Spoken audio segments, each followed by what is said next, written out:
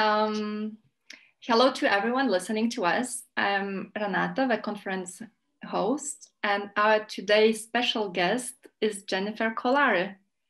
Jennifer is the founder of Connected Parenting.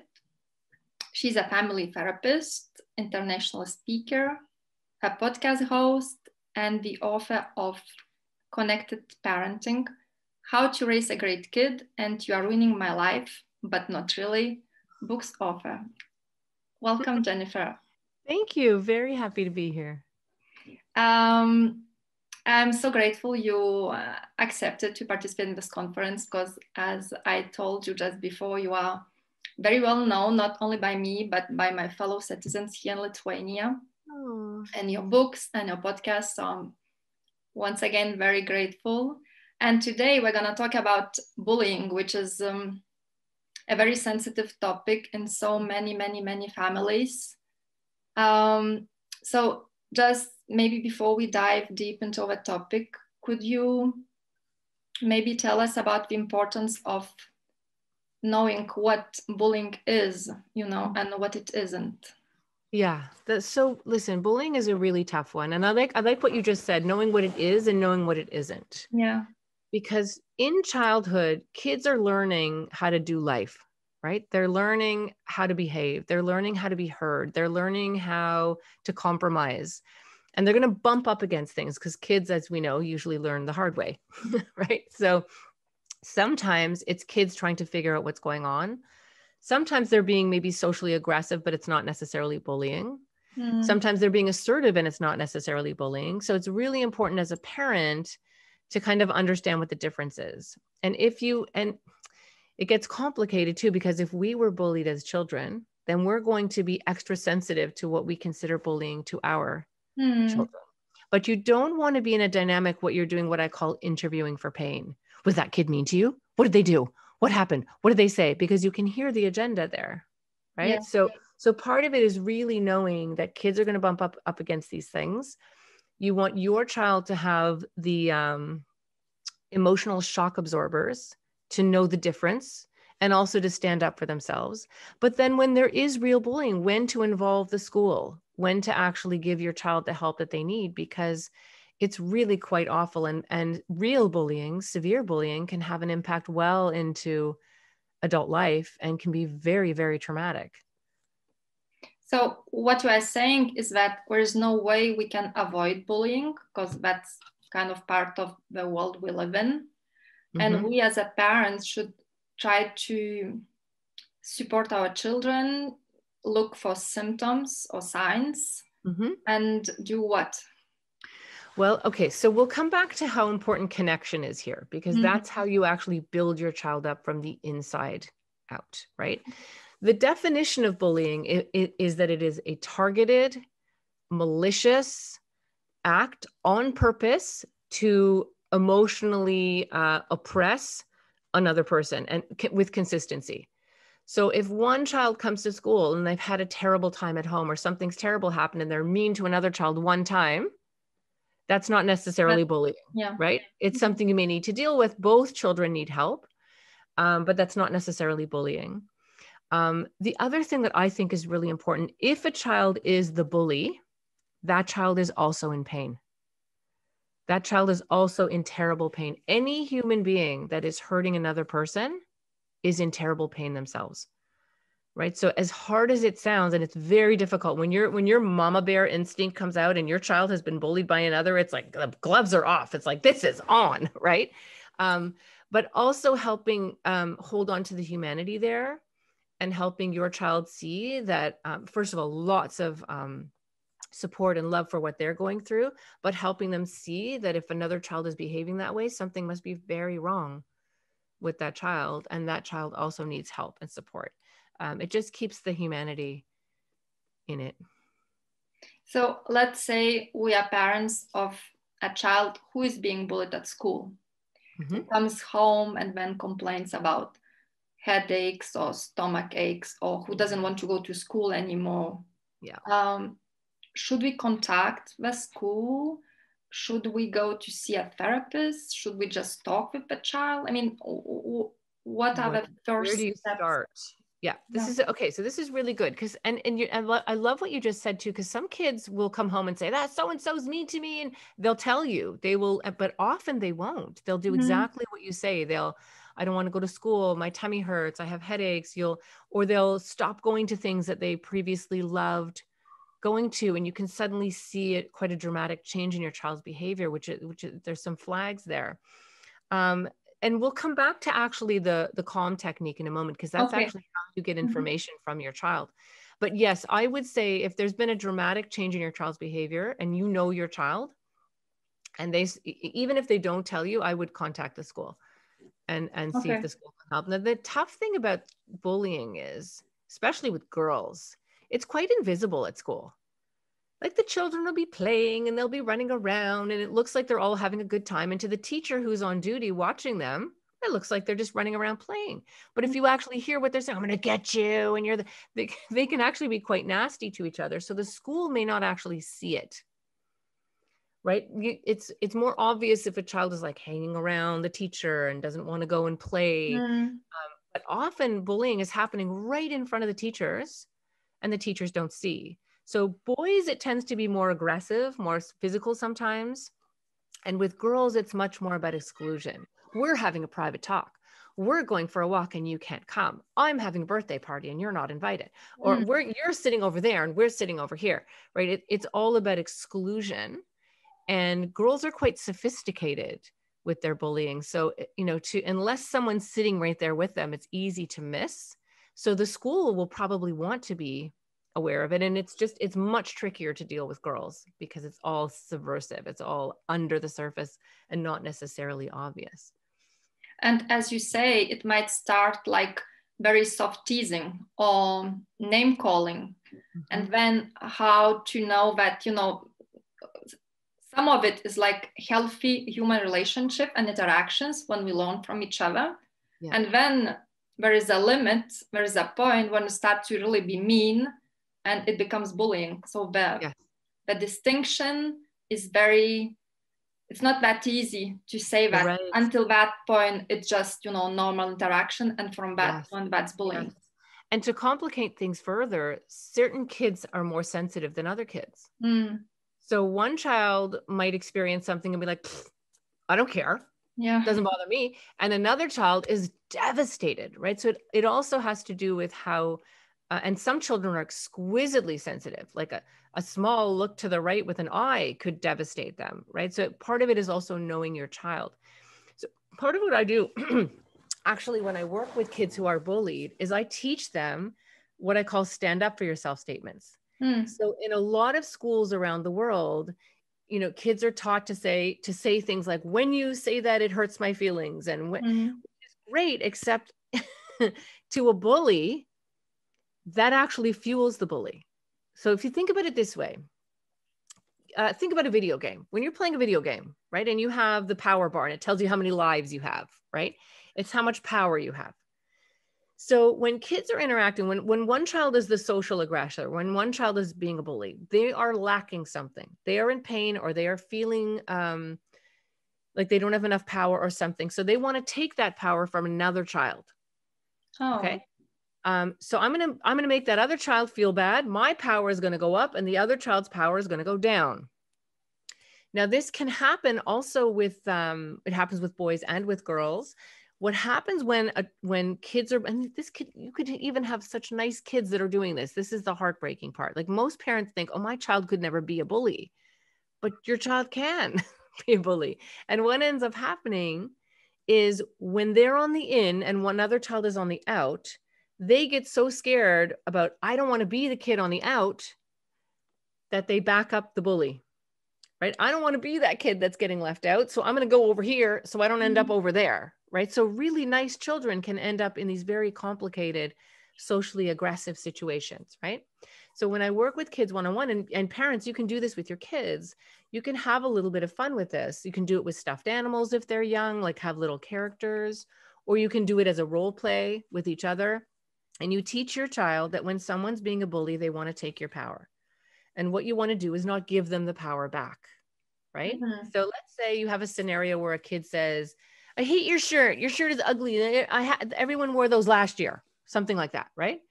So kids will do one of three things. They'll either overreact or underreact, or they can use a stand up for yourself statement. So an overreaction would be, yeah, well, your shirt's ugly too. And what do you think will happen there? An escalation, right? And it gets nastier.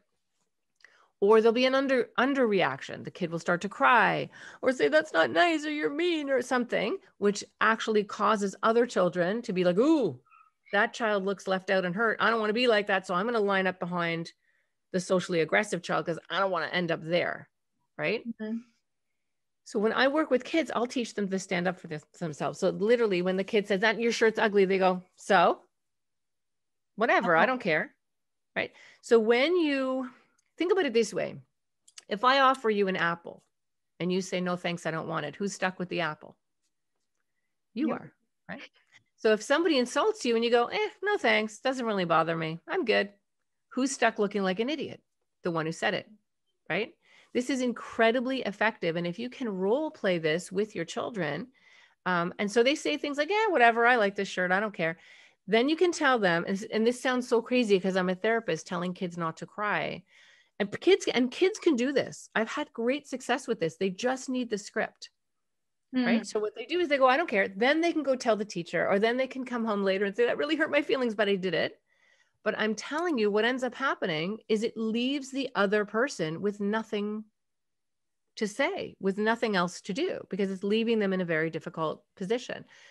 I'll let you know where this came from. Many, many years ago, when I started training as a therapist, I worked at an agency where, and I think they still do it this way, where you interview this family and people are behind a one-way mirror, right? So there'd be the psychiatrist, psychologist, other social workers, all behind the one-way mirror watching you conduct this interview. And at the time, I was very, very new at this. And there was another student who was wonderful at it. She'd already been doing it for a year or two. She was a year ahead of me.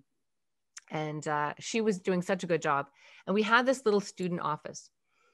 And she came into the student office after doing an interview, and I'd been hearing everyone say, oh my gosh, she's so good. That was so wonderfully done, blah, blah, blah, blah, blah.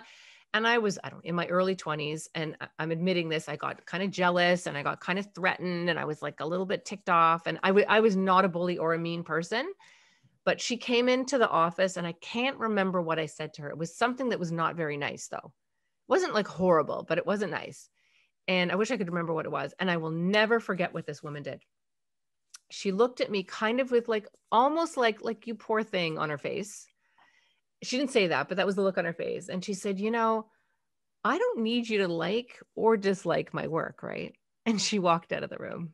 Wow. And, I was left with like, it just totally worked. It like exposed my comment for what it was, right? It left me feeling kind of embarrassed, but also blown away at the same time. Like, what an amazing way to conduct yourself. What an incredible way to hold your power.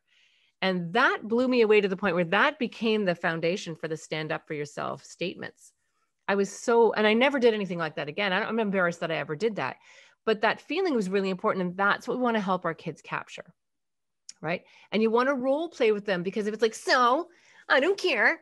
See how there's so much energy in that? That's too intense, right? When it comes, human beings, children too, we only have two emotions, love and fear.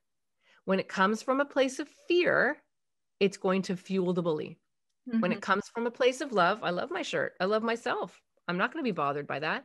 So instead of, so I don't care, it's got to be, so I don't care, with boredom, with detachment. And your kids are good. They can practice this.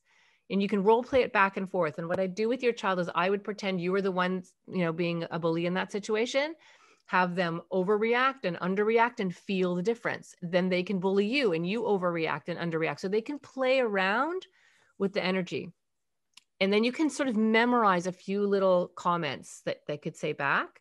I remember working with one little girl, and she was in grade 3, and she had, the little running shoes that light up. Mm-hmm. And she loved them. She thought they were fabulous. And this kid in the class who was being quite a bully was following her around saying, you're wearing baby shoes. You're wearing baby shoes. And this kid had done a little bit of work with her mom about this. And she turned to the kid and said, first of all, I love these shoes. And second of all, if you're following me, what does that make you? And she walked away, and the other kid just stopped. She never bugged her again. That was it. That was the end of it. So if it's not a chronic, horrible situation, this will fix it. Okay. It will give your child power, help them understand the concept, practice and play with it. If they can't remember what to say, have them just say so.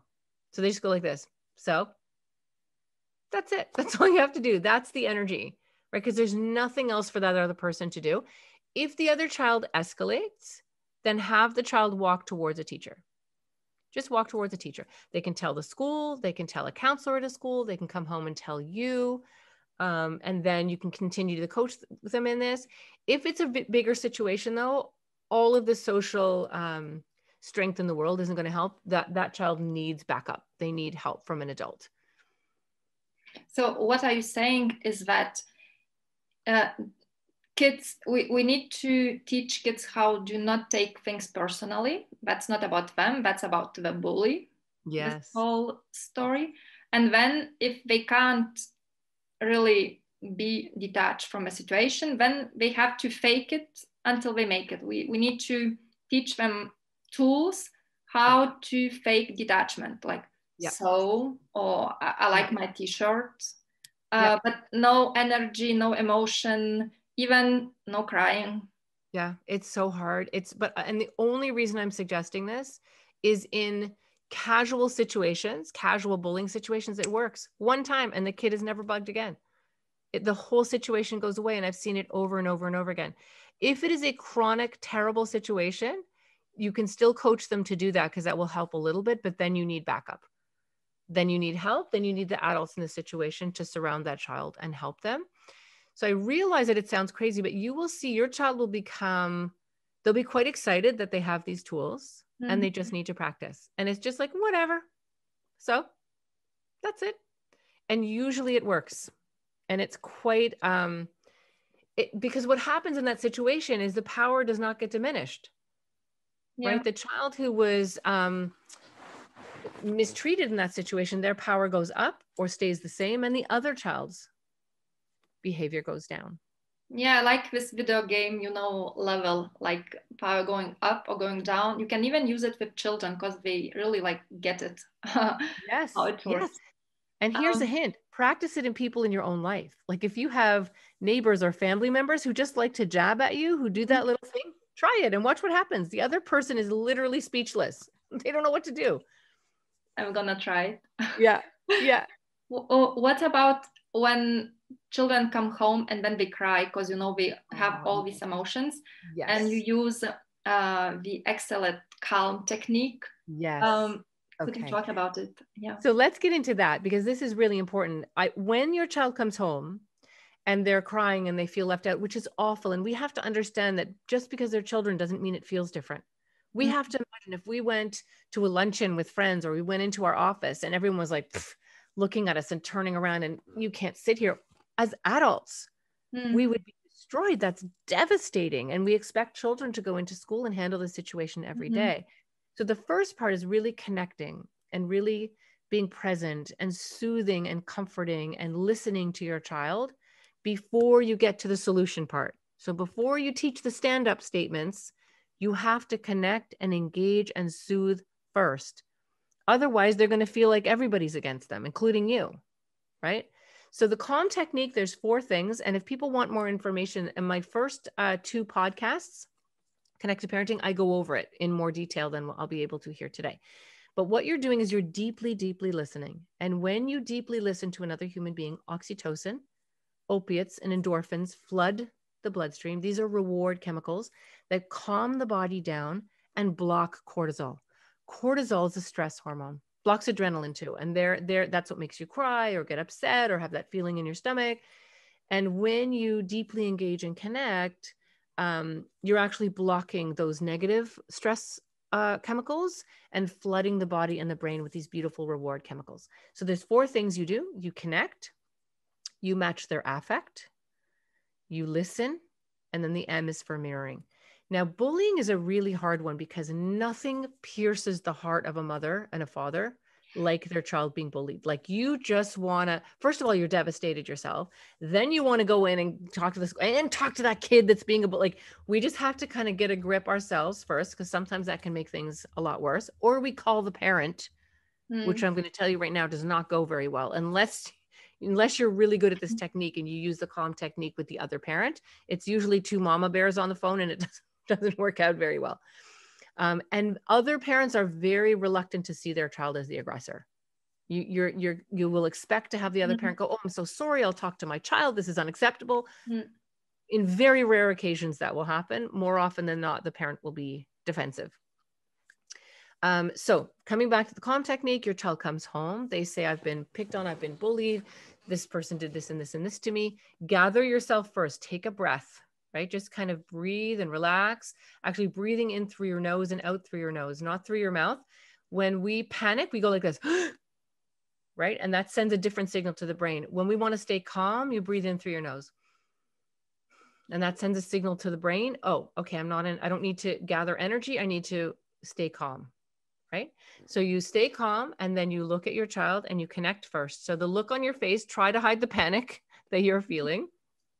Lean in, really use your face, your whole body to demonstrate to that little person that you are present, that you want to understand, that you're not going to jump to a solution right away. You just want to hear them. And this is what we all want, by the way, when we're upset. The affect matching is really important. That means the look on your face needs to be similar to the look on their face. If your face is panic, which is so easy to get to when our child is hurt, they're going to now be upset that they're being bullied and they're going to see you panicking and think, oh God, mom doesn't know what to do here, or this is worse than I thought, right? So you want to have a look of like, okay, this is serious, this is urgent, but I got you. We're going to figure this out. That needs to be the energy on the face.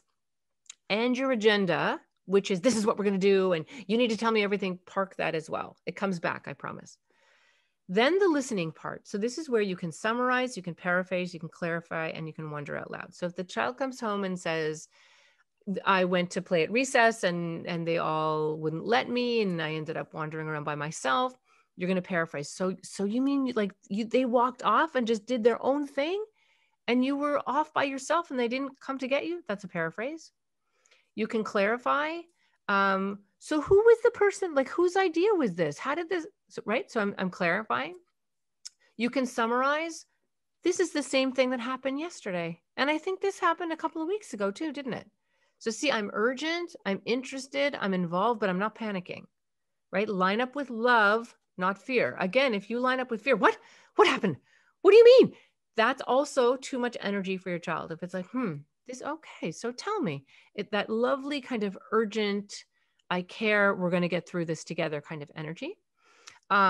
Wondering out loud is a different one because sometimes, and this also gets very tricky, sometimes if a child is super, super sensitive, you'll see this with girls a lot. A little thing will happen and then the girl will walk off like with this look, like this rejected, dejected kind of look, and they'll go sit with this dramatic kind of, and then looking through the eye to see, are they going to come? Is anyone going to come?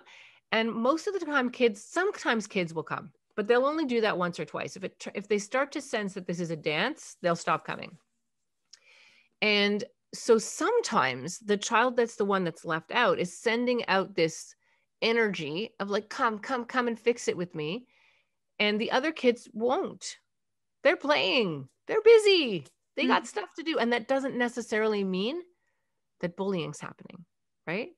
So this is where you might wonder out loud. Like, I'm wondering if when you go and you sit and you hope that your friends will come, they're busy playing. What if you just went and said, hey, can I play? Right?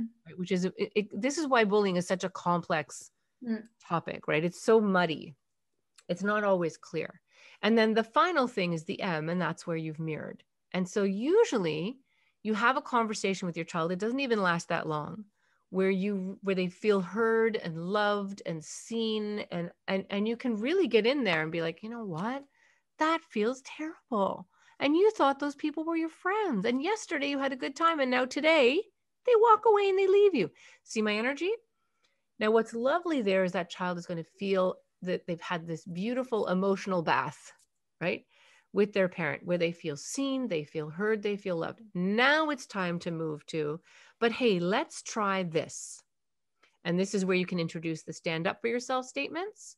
You can pull out some Barbies or some stuffed animals and actually play it out together, or actually just role play together. Some kids like to get very creative and they like to make little videos.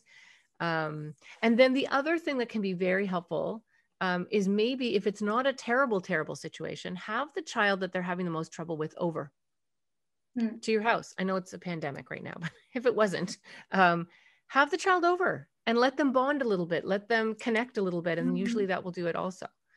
And then if you're really struggling, absolutely 100% talk to the teacher. And if necessary, also the principal or the vice principal in the school. I absolutely love your calm technique and I use it myself. And the hardest part for me is when you say, you know, when you really say what's happening, because as parents, we're afraid of, you know, telling things as they are. So we always want to make it softer, I guess, for our children. And you wouldn't dare saying like, oh my God, like even not, oh my God, like, so everyone just walked out and left you alone. Even saying that is like, oh my gosh, I know. I can't say it. I need to make it better, you know, like, so this is the hardest part for me, just to, you know, to really push where it hurts. Yes. Yes. And that is hard. And it's hard for us as parents, especially in this situation. This one, our hearts are especially tender when our child is being victimized or bullied. And that's what I call cheerleading, right? We think it's our job always to make our children feel better. But what ends up happening when you do that, and you know, like the minute you say, well, maybe this isn't so bad, and why don't we try this? And, oh, that happened to me when I was a kid and I learned a lot from it. When you do that, the child is left with, she doesn't get it. Yeah. And you know what? I got to ramp this baby up. I've got to make this sound really intense because mom thinks it's not that bad. So when we try to make it sound better or feel better, what we're actually doing is making it worse, because then the child has to double down to convince us that it's far worse than we're acting like it is. And then the child gets more upset than they were in the first place. Right. So I love that you pointed that out, because that's the catch, right? Is you have to, I have a parent that says you have to dare to be there. She said that, I don't know, probably 15 years ago. And I love that. You have to dare to be there. You have to go right into that pain sometimes. And pain is a teacher. Learning how to manage and develop that emotional resilience is incredibly important. Life is full of wonderful things, and life is full of contrast and contours. And if we teach our children to run from pain all the time, they're going to run from it their whole lives. And then as adults, they're going to medicate themselves. They're going to want to drink and buy things and do anything they can to avoid feeling sad. The most important thing as a parent is to be able to hold their hand and do sad with them. It's really a gift. I have one more question for you. What if a child who comes home is a bully? You know, usually as parents, we imagine that our children would never, ever, ever, ever be bullies. But what if our child is a bully? What should we say? So this is wonderful, wonderful question. And I love that this is out there, because you're right. Most parents would never think in a million years it was our child. But if our children were wearing microphones all day and we listened to them, we would be shocked. We really would, right? So here's the thing. Again, you start with mirroring. And you say things like, I know you're a good person and you're so nice to your grandma and you're lovely with the puppy. And I know you have a good heart. So what's going on in you that makes you feel like you need to have more power in that situation? Right? So you actually use the calm technique with them as well before you bring your agenda in of what? I've taught you better than this. And how dare you? That's not what we stand for in our family. Like before you go there, you got to start with the connection, right? Same way. And this is really important. This isn't just for bullying either. As parents, it's so important for us to help our children tune into their own integrity. Right? So we are so busy telling our children to think what we think they should think and feel what we think they should feel, that we don't give them time to tune into their own emotional integrity, to their own internal guidance system. Right? So you tell them. So when you said that to that little girl, or when you said that to your friend, there's a part of you that felt like it was funny, but if you think about it, there's a part of you in your tummy that probably felt a little gross, that felt a little sick, a little icky. And as adults, we can relate to this. Think about like gossip magazines or something. Like part of us is like, oh, that's so fun. I'm not alone in the world, right? And then the other part is like, I shouldn't be watching. Why am I picking this up? Pay attention to that and get your child to tune into that. And then you tell them that feeling in your tummy is a sign that you're doing something that isn't right, that isn't lined up with love. It's lined up with fear. Fear that this could be me. Fear that if I'm not the bully, I'll be the bullied, right? Fear that I won't be seen or appreciated. Get your child to figure out what that behavior is about. Then get them to pay attention to that achy feeling in their tummy. And then you tell them, when you do the right thing, when you apologize to that little girl or you include them next time, you're going to feel better. You're going to feel stronger. Now, the other piece too is you don't have to include everyone all the time. You just can't exclude, or you can't put other people down, but it's okay sometimes to go, hey, I really like you, but my best friend and I talked about having a nice recess. We'll play with you tomorrow. Like, it doesn't have to be about bullying. Sometimes kids just don't have tools, right? So helping and scripting and giving your child other ways to say, I really just want time with my one friend today. Right? But what you can't do is the 5 of us want to be together today without you. That doesn't work, right? So getting your child to tune into their integrity and giving them strong messages of confidence. I know you're a good person. I know you have a good heart. I've seen you care about animals. I've seen you care about your baby sister or whatever it is. I know you're better than this. You know you're better than this, right? And then you move into teaching them to do the right thing. And if necessary, consequences. I know you know better than this. And if I hear that you do this again, then there'll be a consequence at home. That's your job. You're not actually just a parent. You're a substitute frontal lobe. Your job is to inhibit, organize, prioritize, and motivate your child. And they don't have a fully formed frontal lobe until they're about 25, right? So that's your job. And I love that you start with it, like with positive things about, because usually we start with blaming or shaming or, whatever it is.